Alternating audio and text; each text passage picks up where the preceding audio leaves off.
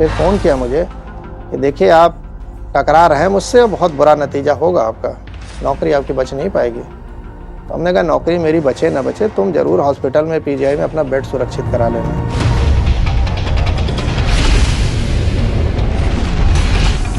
अगर पुलिस चाह ले तो पत्ता नहीं हिल सकता है, ये मैं दावे के साथ कह रहा हूँ। मैंने अपने पूरी सर्विस लाइफ में किया है, जितनी भी मेरी थी एक्टिंग लाइफ।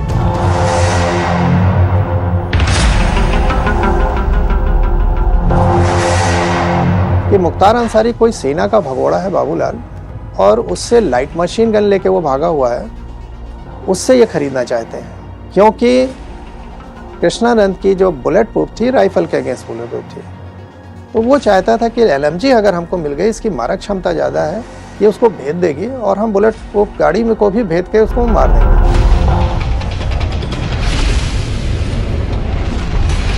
और मेरे लिए बड़ा भावुक क्षण था, क्योंकि आज तक योगी जी ने या तो पूछा या फिर मोदी जी ने, नेता लोग पूछते नहीं थे कि आप कैसे घर का घर चलाते हैं।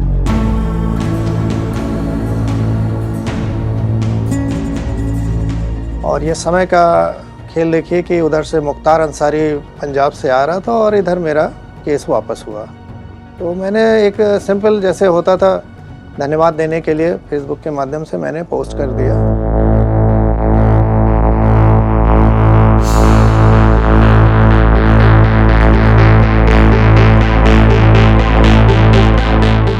उजालों ने मुझे अंधेरा बनाने की कोशिश तो बहुत की, लेकिन मैं भी खाकी हूँ, खाक करके लौटना ही मेरी फितरत है। ये शेर एक बब्बर शेर शैलेंद्र सिंह के सम्मान में है। अब इनके बदन में खाकी तो नहीं, लेकिन जिसने इस धाकड़ पुलिस अफसर को वर्दी के गुरूर से दूर किया, वो गुनहगार आज वहां पहुंच चुका है जहां उसे 17 साल पहले होना चाहिए था।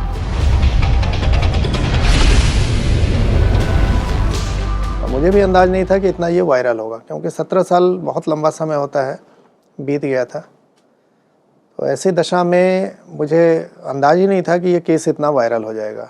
लेकिन पब्लिक ने, चूँकि टाइमिंग ऐसी थी कि मुख्तार का चर्चा हो रहा था, वापस हुआ रहा था, और पब्लिक को ये लगा कि क्या ऐसा भी हो सकता था। फिर आप लोग के माध्यम से, print electronic media, social media के माध्यम से ये बात करोड़ों लोगों तक पहुँची, तो इसलिए ये इशू खड़ा हो गया।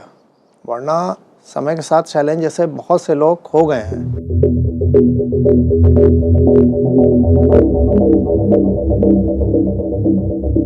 जी हाँ, मुख्तार अंसारी नाम तो सुना ही होगा। वही डॉन, वही माफिया, वही गुंडा जिसे उत्तर प्रदेश की योगी सरकार व्हील चेयर पर ले आई और बांदा की जेल में ठूस कर ही दम लिया। तो मैं धन्यवाद दूंगा ईश्वर का, माननीय योगी जी का, मोदी जी का, कि आप लोग के नेतृत्व में जो सरकार बनी, उसने मेरे ऊपर जो अन्याय हुआ था उसको वापस लिया, और आज आप लोग के बीच में सकुशल में बैठा हूँ। क्योंकि ये तो माफिया जब सरकार समर्थित हो जाए, अगर मुख्तार खुद समझ रहे हैं आप मीडिया के माध्यम से कि कितना हीनियस क्राइम ये करने वाला है और कितना खौफ था इसका, तो अगर उसको सरकार का भी समर्थन हो जाए तो वो बहुत फिर डेडली कॉम्बिनेशन होता है।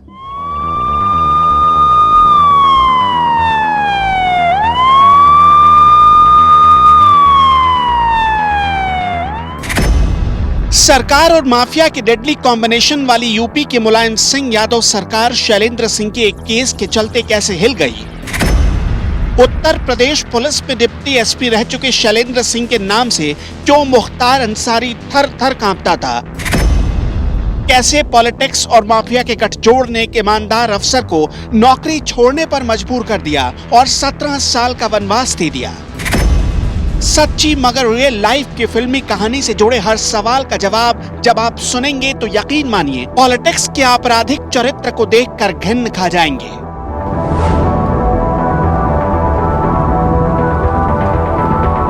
अपने सभी सवालों के जवाब तलाशने हम दिल्ली से 500 किलोमीटर दूर लखनऊ पहुंचे। यूपी पुलिस की आन बान और शान रह चुके जिन शैलेंद्र सिंह की एनएमएफ न्यूज को तलाश थी, वो नवाबों के शहर लखनऊ में नहीं मिले। हमें पता चला शैलेंद्र सिंह लखनऊ से करीब 25 किलोमीटर दूर गोसाईगंज में मिलेंगे। इसलिए हमारी गाड़ी उसी तरफ मुड़ गई और कुछ देर में गोसाईगंज भी पहुंच गई।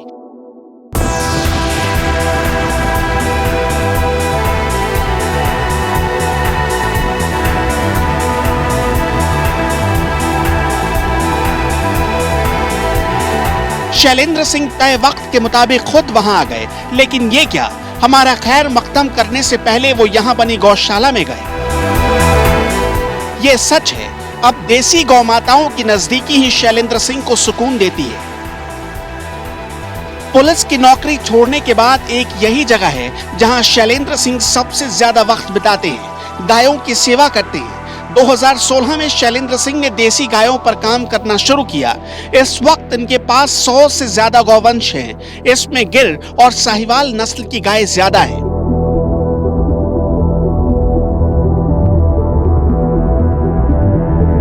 शैलेंद्र सिंह गौशाला ही नहीं चला रहे, देसी गायों के संवर्धन से जुड़ा कार्य भी कर रहे हैं। संवर्धन के काम को शिखर तक ले जाने के लिए इनके पास साहिवाल नस्ल में उच्च कोटि का नंदी बलराम है, तो गिर नस्ल में बाहुबली जैसा नंदी भी मौजूद है। आज सबसे खराब हालत किसानों की है। आप भी देख रहे हैं, आंदोलन चल रहा है, तमाम बातें हो रही हैं। तो गो संस्कृति के माध्यम से मैं वो मॉडल की तैयार कर चुका हूँ, ऑलरेडी देख रहे हैं लोग, जहाँ आपका गांव पहले आत्मनिर्भर होता था। आज हमारे प्रधानमंत्री जी भी आत्मनिर्भर भारत का कॉन्सेप्ट दिए हैं। मेरे यहाँ आपने पूरा देखा है कि गाय का दूध तो उपयोग हो ही रहा है, उसका गोबर से गोबर गैस प्लांट में गैस हमको मिल रही है, उससे जो स्लरी निकल रही है उससे ऊसर जैसे खेत को हमने एकदम फिट कर दिया, बढ़िया फसल हो रही है।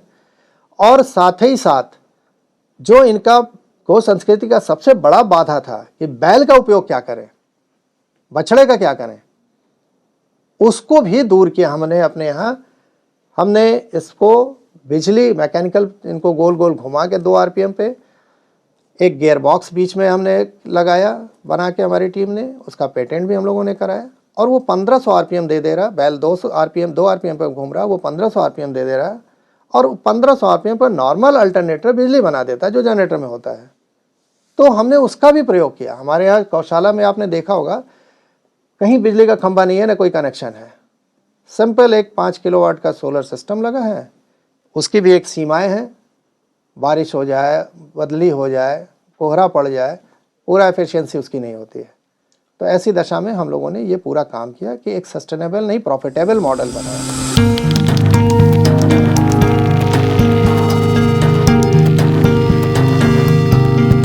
देसी गाय के प्रॉफिटेबल मॉडल के साथ साथ शैलेंद्र सिंह ने किसानों के लिए 5 सूत्री मॉडल को भी डेवलप किया है। इसमें किसान, समाज और प्रकृति सबका भला हो रहा है।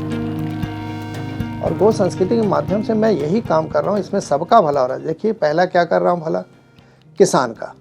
आज किसान आंदोलन चल रहा है। किसान केवल 2 बातों से परेशान है, उसकी फसल का लागत ज़्यादा होना और उपज का दाम न मिलना। लागत क्यों ज़्यादा है?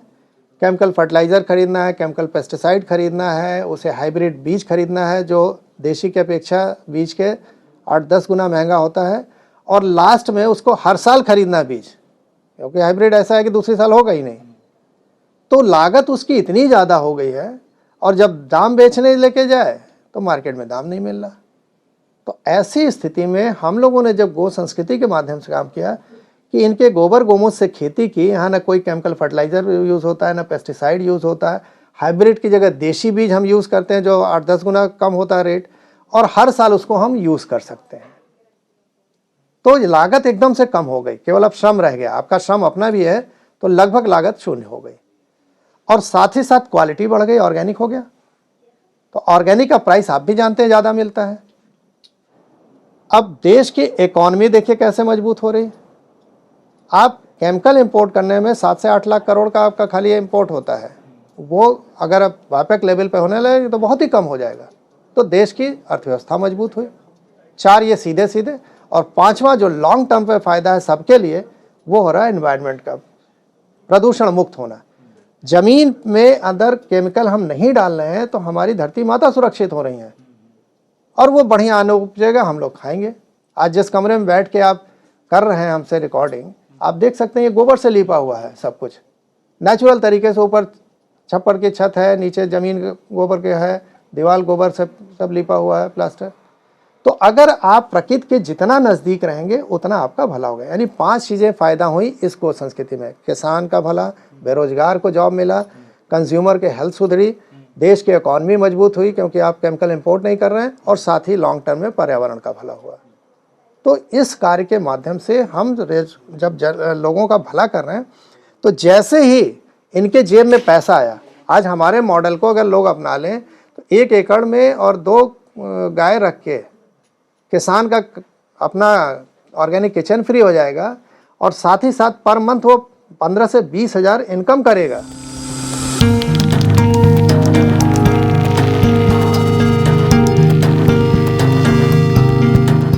जितनी बातें यूपी पुलिस का ये पूर्व अफसर बता रहा है, उससे कहीं ज्यादा बातों को उन्होंने अपने फार्म पर साकार भी किया है।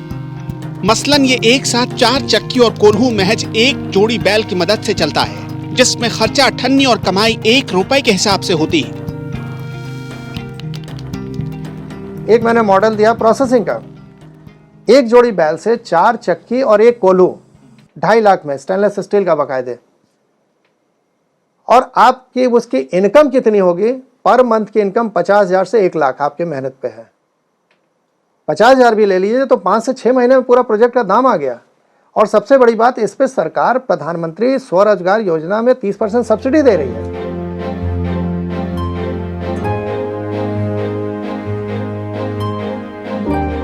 ऐसा नहीं कि समाज और देश के लिए कुछ कर गुजरने की फितरत शैलेंद्र सिंह में रातों रात आ गई।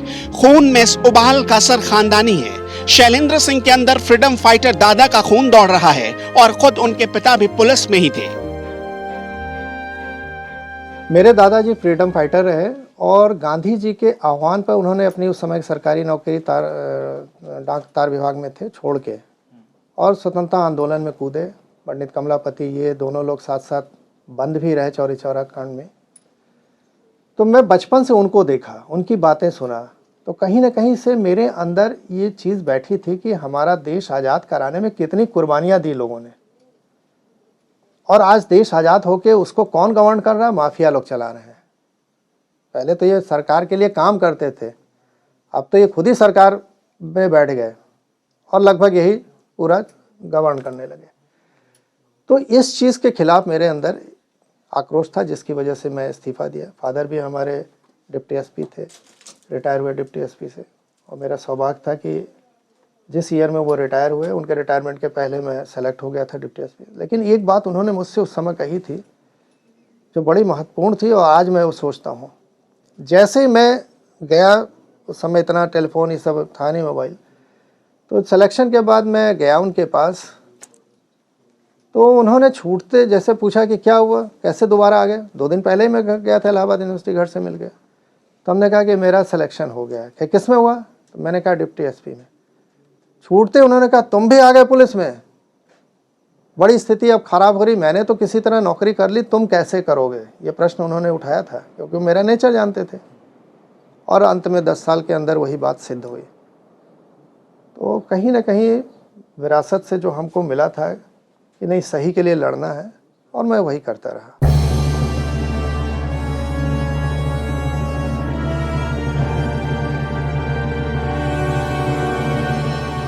सही के साथ खड़े होना और गलत के खिलाफ बोलने की आदत के चलते ही 2004 के शुरुआती दिनों में डिप्टी एसपी शैलेंद्र सिंह की टक्कर पूर्वांचल के सबसे खतरनाक माफिया मुख्तार अंसारी से हो गई। ये टक्कर क्यों हुई, किस वजह से हुई, ये जानने से पहले खुद शैलेंद्र सिंह से जान लीजिए आखिर मुख्तार अंसारी का आतंक किस हद तक था। आप एक अंदाज लगाइए कि मुख्तार ने विश्व हिंदू परिषद के कोषाध्यक्ष बनारस के थे, और उनका आज से करीब 25 साल पहले अपहरण किया, और जैसा पता चलता है कि 5 करोड़ लेके भी मार दिया उसने। तो उतने बड़े ऑर्गेनाइजेशन के कोषाध्यक्ष का अपहरण करके पैसा लेके मार दिया। पुलिस के एडिशनल एसपी उदय शंकर जायसवाल जी, उनके ऊपर गोली चलाई इसने। लोग बताते हैं कि यहाँ पे जो लखनऊ में जेल अधीक्षक सम तिवारी दी थे, उनका राजभवन के सामने मर्डर हुआ, जिसमें सब केस चल रहा है। सिपाही पुलिस लाइन में था बनारस के, वहाँ उसको घुस के मारे लोग। तो जो शासन सत्ता से लोहा ले रहा है, सीधे पुलिस को चुनौती दे रहा है, उस पर गोली चला रहा है, तो आप समझ सकते हैं कि मुख्तार कितना उसका साम्राज्य था खौफ का। और ऐसी दशा में उसके सामने बोलने की हिम्मत नहीं किसी की।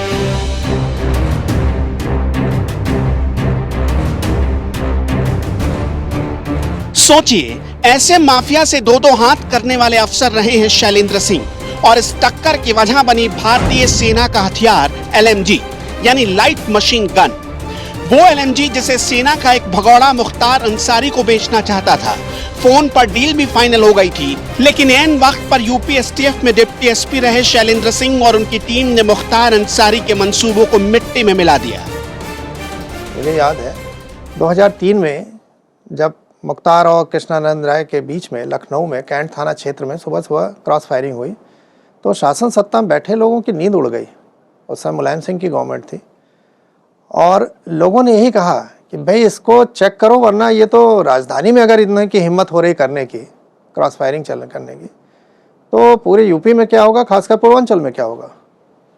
और उस समय मैं STF में था, मुझे इस कार्य में लगाया गया कि आप चंदौली के रहने वाले हैं, बनारस में आप CO सिटी के रूप में पोस्टेड रहे हैं, तो आप पूर्वांचल को अच्छी तरह समझते हैं, इन लोगों को जानते हैं, आप इनके ऊपर काम करिए। और शासन के निर्देश पे ही फिर मैं इन लोग का फ़ोन, जितने सब ग्रुप के लोग थे, सबका मैं लिसनिंग पे पैरेलल लेके सुनता रहा। और उसी दौरान ये बात जनवरी 2004 में 17 जनवरी के आसपास ये सूचना आई, फ़ोन पे सुनाई दिया कि मुख्तार अंसारी कोई सेना का भगोड़ा है बाबूलाल, और उससे लाइट मशीन गन लेके वो भागा हुआ है, उससे ये ख़रीदना चाहते हैं।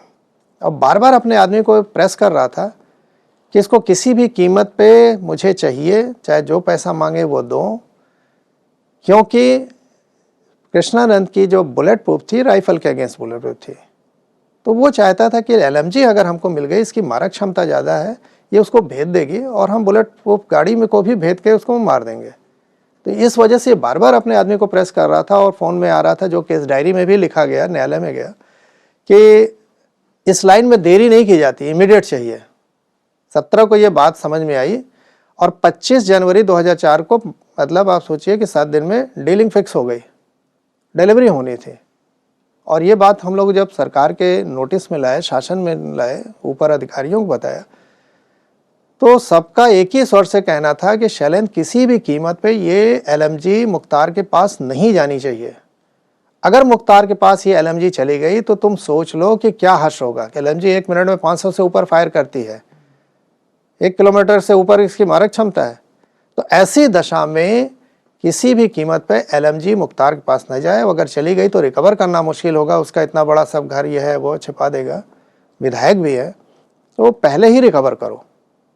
और अंत में हमने, हमारी टीम ने जान पे खेल के एक तरह से ये LMG को रिकवर किया। आपको याद होगा कि पूरे क्राइम क्षेत्र में न उस घटना के पहले और न बाद में कभी लाइट मशीन गन न चर्चा हुई, न प्रयोग हुआ और न रिकवरी हुई। आतंकवादी क्षेत्र में तो हुआ है, लेकिन क्राइम के क्षेत्र में इधर ऐसे सच नहीं हुआ है। तो ये बहुत बड़ी बात थी कि लाइट मशीन गन हम लोगों ने रिकवर किया, जान पे खेल के एक तरह से। और उसमें फिर चौबेपुर थाना जो बनारस का था, वहाँ एक मुकदमा लिखा गया 25 तारीख को सुबह। और जब दोपहर तक इन लोगों को पता नहीं था, सिंपली जैसे होता है कि पकड़ा जाता है लाइट मशीन गन या कोई भी आर्म्स पकड़ा जाता है तो आर्म्स एक्ट में मुकदमा होता है, जिसके पास पकड़ा जाता है वो दोषी होता है, बात करने वाला दोषी नहीं होता। तो मुख्तार इस बात से खुश था कि जो पकड़े गए हैं वो तो हमारे गुर्गे हैं और उससे हमें फ़र्क नहीं पड़ता, हमें पास तो रिकवरी नहीं हुई, तो खुश था, चलो मेरी जान बच गई।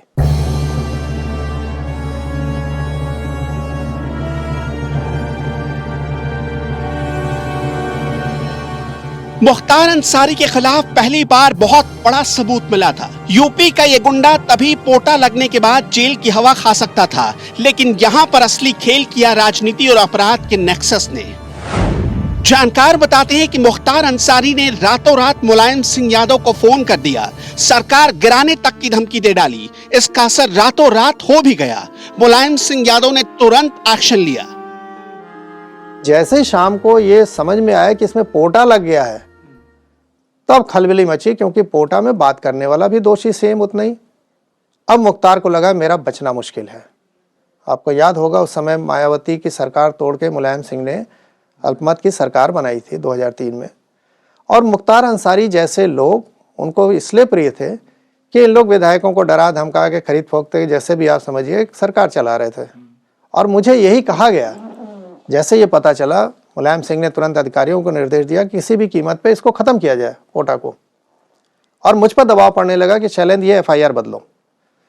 तो मैंने कहा सर FIR कैसे बदल जाएगी, सुबह की लिखी हुई मॉर्निंग की पूरे नेशनल मीडिया में आ रहा है, इतनी बड़ी रिकवरी हुई है, क्या इसको कोई भी बदल सकता? मैं ही छोड़ दीजिए, कोई नहीं बदल सकता। फिर इन लोगों ने वापस बात किया ऊपर, मेरी तो बात हो नहीं रही थी, इन लोग बात कर रहे थे। फिर हमसे कहा गया कि नहीं, मुलायम सिंह जी चाहते हैं कि ठीक है, मान लो FIR नहीं बदली जा सकती, तो तुम अब अगले बयान में दूसरा जो विवेचना करेगा उसके सामने मुख्तार का नाम मत लो। मैंने कहा सर ये भी कैसे संभव है? FIR में अगर मुलायम का उनका मुख्तार का नाम लिखा है मैंने, और मैं अपने ही बयान से अगर पलट जाऊं तो ये तो कोर्ट में हम दोषी हुए, ये माना जाएगा कि आपने पैसे लेके या जैसे भी दबाव में आपने कर दिया। और मैं ऐसा नहीं कर सकता हूँ, खासकर जब इतना बड़ा माफिया और सबूत के साथ रिकवरी हुई है, ऐसी कभी रिकवरी नहीं हुई इतिहास में। तो मेरा तो जमीर नहीं गवारा कहता कि मैं इनको छोड़ूं, और मैं अड़ गया। मुलायम सिंह इतना नाराज हो गए कि रातों रात आप समझिए कि IG, DIG, SSP का रातों रात ट्रांसफ़र हुआ। मेरी बनारस में जो वहाँ अनऑफिशियली यूनिट खोली गई थी उसको क्लोज कर दिया गया, तत्काल कहा गया आप लखनऊ आ जाइए।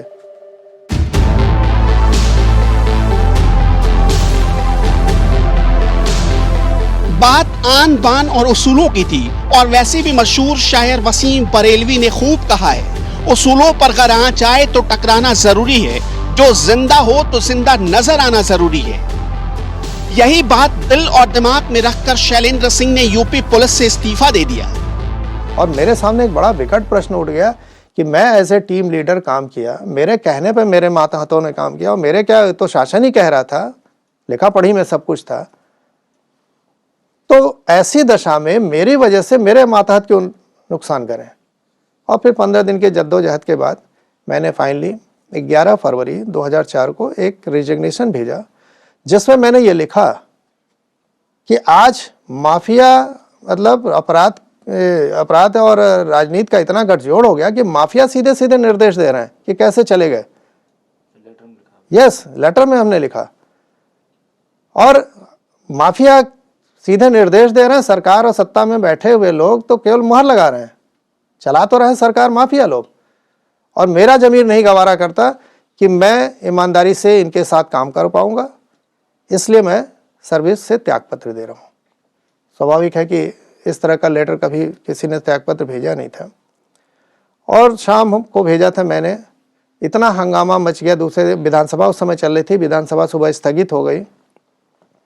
पूरे विपक्ष ने मांग की कि मुलायम सिंह जी मुख्यमंत्री जो थे सदन में आके बयान दें, और ये उस समय यहाँ थे नहीं, बाहर थे कहीं, शायद बताया गया इटावा में है।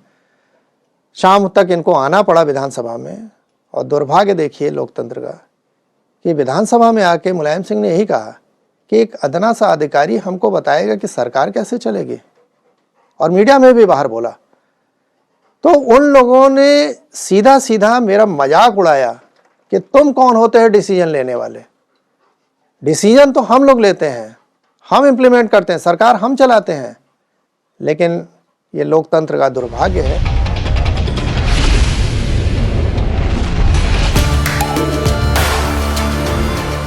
बात यहीं पर थम जाती तो एक बात होती।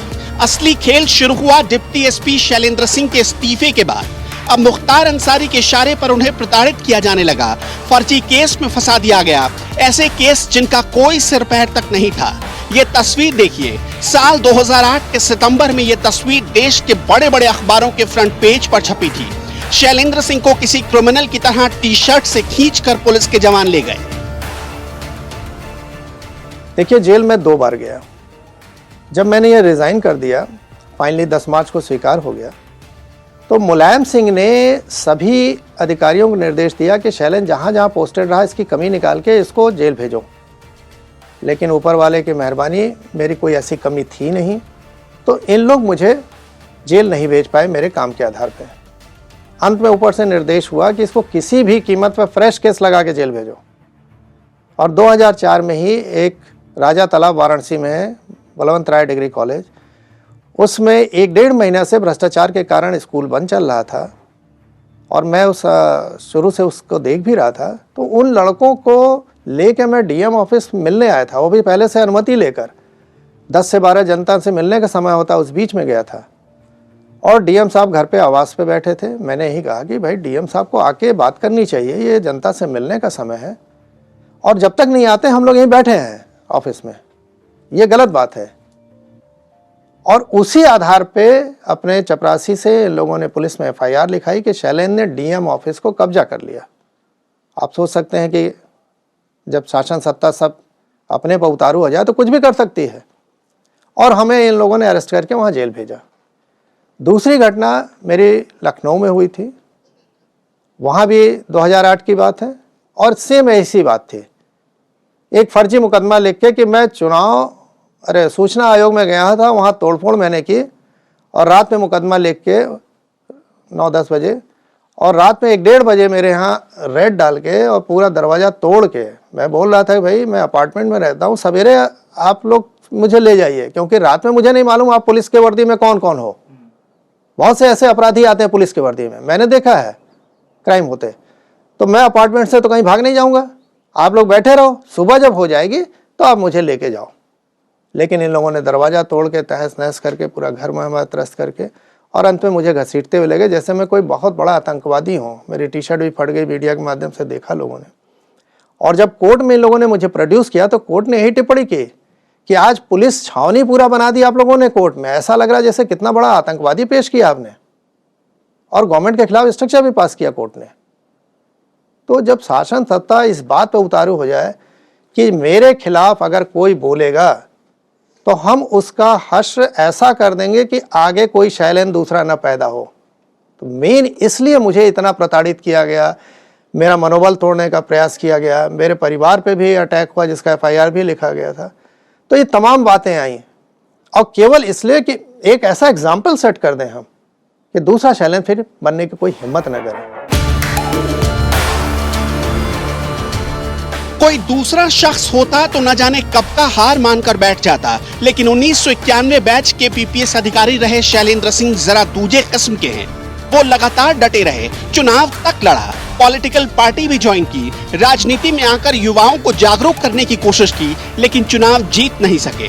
फिर भी शैलेंद्र सिंह ने हार नहीं मानी, आरटीआई के माध्यम से लोगों को अवेयर करते रहे। इसी सिलसिले में साल 2013 में शैलेंद्र सिंह की मुलाकात नरेंद्र मोदी से भी हुई। आरटीआई पर शैलेंद्र सिंह के काम को देखकर नरेंद्र मोदी बहुत खुश हुए। और धीरे धीरे बड़ी कठिनाइयां तो हुई, लेकिन मैंने एक अपने परिवार को सुरक्षित किया पहले, और मैंने जगह जगह घूम के लोगों को अवेयर करने का काम किया, चाहे पहले आरटीआई के माध्यम से हो, ई गवर्नेंस के माध्यम से हो। ई गवर्नेंस पे मेरी पीआईएल दाखिल 2010 में, जिसको माननीय मोदी जी ने जब गुजरात के मुख्यमंत्री थे, 2013 फरवरी की बात है, और 14 अप्रैल में मिला था, तो बाकायदे उसको देखा और इतने प्रसन्न हुए क्या शैलेंद्र तुम्हारे जैसा आदमी माफिया से लड़ रहा है, सरकार से लड़ रहा है, न्यायालय में पीआईएल लड़ रहा है, घर का खर्च कैसे चलाते हो। और मेरे लिए बड़ा भावुक क्षण था, क्योंकि आज तक योगी जी ने या तो पूछा या फिर मोदी जी ने, नेता लोग पूछते नहीं थे कि आप कैसे घर का खर्च चलाते हो, उनका इंटरेस्ट भी नहीं होता, नेतागिरी आज की कैसी है आप भी जानते हैं। तो ऐसी दशा में मैं परिवार को भी सुरक्षित रखा, सामाजिक सरोकारों से लगातार जुड़ा रहा। आप मेरी पीआईएल देख रहे हैं कि गवर्नेंस पे पड़ी है, मेरी पीआईएल आपको गो संस्कृति पे पड़ी है, अभी भी है पेंडिंग। मैंने पीआईएल दाखिल करके जो उत्तर प्रदेश में या पूरे इंडिया में शुरू हुआ बीपीएल या गरीब लोगों का इंश्योरेंस गवर्नमेंट उसकी प्रीमियम देती थी, वो मेरी पीआईएल पे हुआ। तो बहुत से ऐसी मैंने जन सरोकार से भी जुड़ा रहा और लगातार काम करता रहा। एक अच्छा मॉडल, एक ऐसा सेट करने का मतलब रोल मॉडल हमारा कि ये न लोग समझें कि शैलेंद्र जैसे लोग आए और धमकाने के बाद लोगों को टूट गए, माफियाओं से लड़के टूट गए, राजनीति में नहीं जीते तो भी टूट गए। मैं लगातार काम करता रहा, आज इतना सफल मॉडल मैंने दे दिया है कि आप बिलीव नहीं करेंगे कि हर स्टेट की सरकार चाहती है कि हम इसको अपनाएं। डेयरी और ऑर्गेनिक फार्मिंग में शैलेंद्र सिंह ने बड़ा मुकाम हासिल कर लिया है। बेशक बदन पर खाकी नहीं है, कोई स्टार नहीं है, लेकिन युवाओं के लिए शैलेंद्र सिंह का काम किसी सितारे या रोल मॉडल से कम नहीं। यकीनन शैलेंद्र सिंह ने मशहूर शायर बशीर बद्र के उस शेर को चरितार्थ करके दिखाया है, हम भी दरिया हैं, हमें अपना हुनर मालूम है, जिस तरफ भी चल पड़ेंगे रास्ता हो जाएगा।